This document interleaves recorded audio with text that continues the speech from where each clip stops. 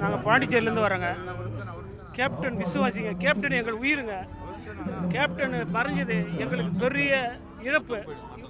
தமிழ்நாட்டு மக்களுக்கு மட்டும் இல்லை, இந்திய மக்களுக்கே கேப்டனுடைய பெரிய இழப்பு. கேப்டன் இல்லாமல் நாங்கள் எப்படி இந்த இதை ஜீர்ணிக்க போகிறோன்னு எங்களுக்கு தெரியலைங்க. கேப்டன் இல்லாமல் ரொம்ப கேப்டன் விசுவாசி. கேப்டனோட உப்பு சாப்பிட்டோம் நாங்கள். வாரம் வாரம் மண்டபத்துக்கு வரும்போதெல்லாம், பொதுக்கூட்டத்துக்கு வரும்போதெல்லாம் கேப்டனுடைய சாப்பாடுன்னா அது சொல்ல முடியாத அளவுக்கு சாப்பாடு இருக்கு. அந்த மாதிரி சாப்பாடு எங்கள் வாழ்நாளில் சாப்பிட்டதே கிடையாது. எனக்கு ரொம்ப பிடிக்கும் விஜயகாந்த் அண்ணனை. அவர் என் கூட போற எங்க அண்ணனை இது வரைக்கும் நான் பார்த்ததே இல்லை. இப்படிதான் நான் பார்ப்பேனா? ஒரு மாதிரி ஒரு நல்ல தலைவரை இந்த தமிழ்நாடு இழந்துருச்சு. இனிமே யாரும் உங்களெல்லாம் காப்பாற்றுவா? யாருமே உங்களெல்லாம் காப்பாற்றவே மாட்டாங்க.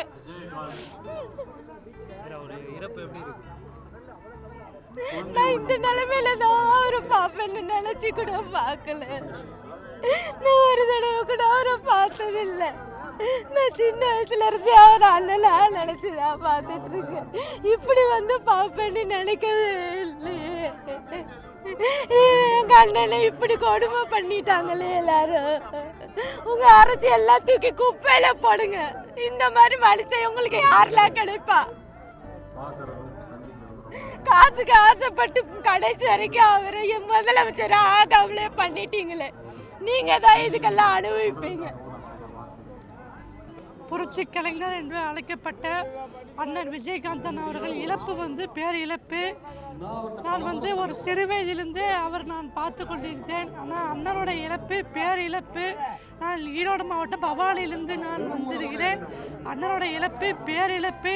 அவர் அடுத்த ஜென்மத்தில் தமிழ்நாடு முதலமைச்சராக இருப்பார் என்பது நான் இங்கே தெரிவித்துக் கொள்கிறேன்.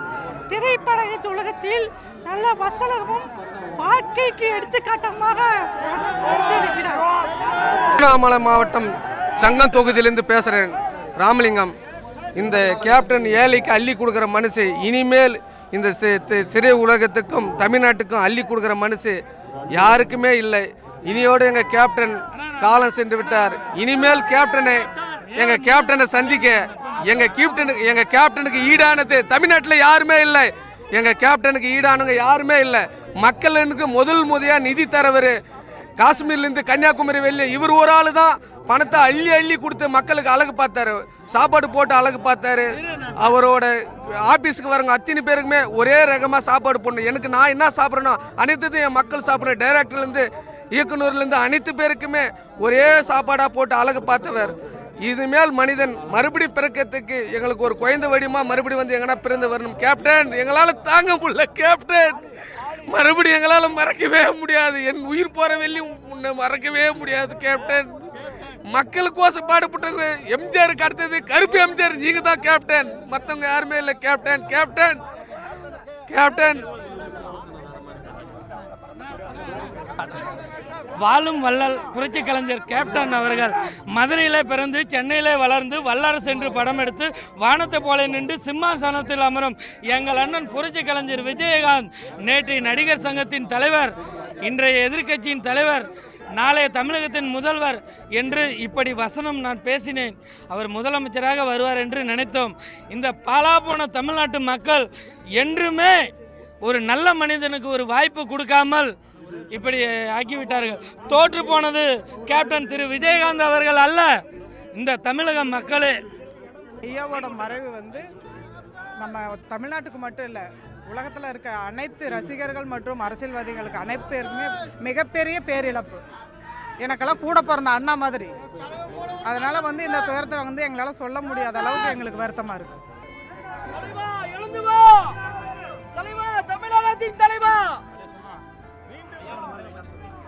ஐயா, தமிழன் என்று சொல்லடா, தலை நிமிர்ந்து நில்லடா.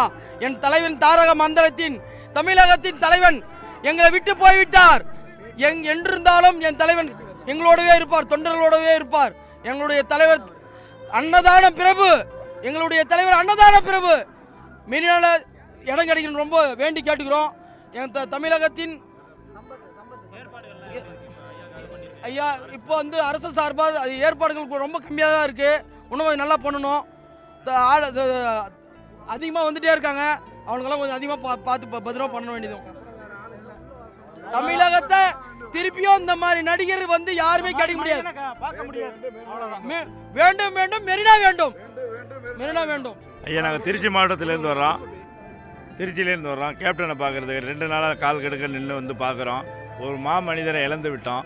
அவரால் வாடும் தொண்டர்களுக்கும் கட்சி நிர்வாகிகளுக்கும் எங்களது ஆழ்ந்த இரங்கலையும் தெரிவித்துக் கொள்கின்றோம். மீண்டும் கேப்டன் போல் ஒரு மாமனிதர் பூமியில் பிறப்பது மிகவும் அரிது. மானிடராய் பிறத்தல் அரிது என்ற சொல்லுக்கேற்ப கேப்டன் அவர்கள் வாழ்ந்து காட்டியுள்ளார். அவர் ஆன்மா சாந்தியடைய இறைவனை வேண்டிக் கொள்கிறோம். நன்றி. கேப்டன் எதிர்கட்சி தலைவராக இருந்து மக்களுக்கு பல நல்ல திட்டங்கள் வருது. எதிர்கட்சி திரைப்பட உலகத்திலும் நிறைய பல சாதனை செஞ்சிருக்காரு. அவருக்கு தமிழக அரசு மூலமா இடம் ஒதுக்கி ஒரு மணிமண்டபம் கட்டி ஒரு நினைவு சின்னம் அமைக்க தேமுதிக சார்பாகவும் பொதுமக்கள் சார்பாகவும் நான் கோரிக்கை வைக்கிறோம். இந்தியாவிலே சிறந்த குடிமகன் தலைவர்.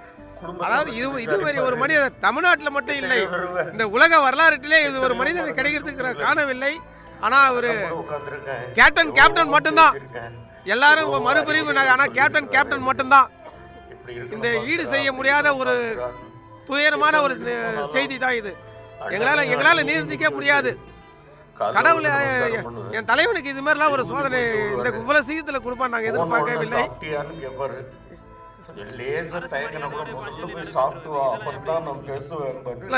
எங்க அந்நியர் சொல்லியிருக்காங்க, எங்க மண்டபத்திலே வைக்கிறேன்னு தான் சொல்லியிருக்காங்க. ஆனா எங்களுக்கு என்னன்னா எல்லா தலைவருக்காக மெரினா பீச்சில் என் தலைவனுக்கு இடம் கொடுத்தால் எங்களுக்கு உண்மையிலுமே ஒரு சந்தோஷம். எங்களுக்கு மிகப்பெரிய சந்தோஷம். இந்த அரசுக்கும் மத்திய அரசுக்கும் எங்களுக்கு நன்றியை கடமைப்பட்டிருக்கோம். ஆனா இது கண்டிப்பாக மெரினா பீச்சில் எங்களுக்கு இடம் கொடுக்கணும். எம்ஜிஆர் சமாதி பகுதியிலே கொடுத்தா எங்களுக்கு ரொம்ப சந்தோஷம்.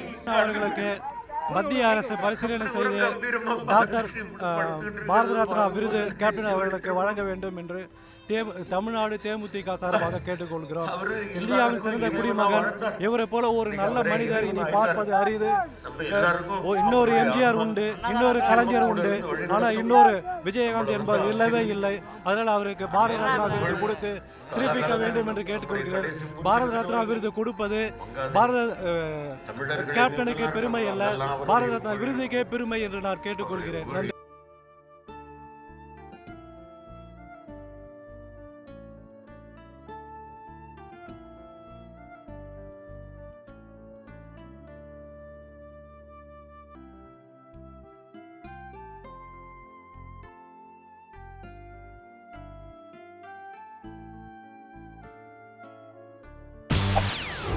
செய்திகளை உடனுக்குடன் தெரிந்து கொள்ள உடனே சப்ஸ்கிரைப் பண்ணுங்க.